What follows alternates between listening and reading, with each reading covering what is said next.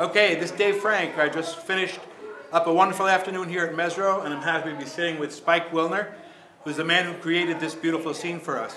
I just wanted to ask Spike, can you tell us a little bit about Mezzrow and why you called the place Mezzrow? I think a lot of people are interested to know that. Well, we named him after Mezzrow, who was a clarinetist, active in the 1920s, 30s, and 40s in the Chicago scene, and he was a pretty good clarinet player. But his real claim to fame was a book he wrote called "Really the Blues," which is his autobiography, and in it he talks about Chicago and the great jazz musicians of that time, Louis Armstrong, King Oliver, and talks about speakeasies and drug usage and jazz music, and so all the good stuff. Yeah, we use that as inspiration for the name for this club. Great.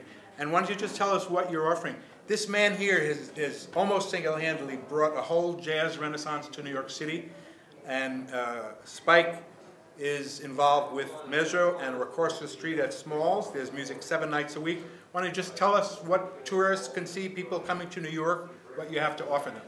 Well, Mezzrow is a piano room, so we focus on jazz piano here, and we offer what we call the A-list jazz piano roster here, usually in duet or trio settings. We have, as you know, a great Steinway here. Yes, beautiful. And so any night of the week at Mezzrow you can have great pianists and duos, a very mellow environment. But we do a thing where if you pay your cover charge at Mezzrow, you can also get a pass for Smalls for the same night. So if folks come here and do both 2 for 1, and then it's just another jazz experience here in New York City. It's not just another one.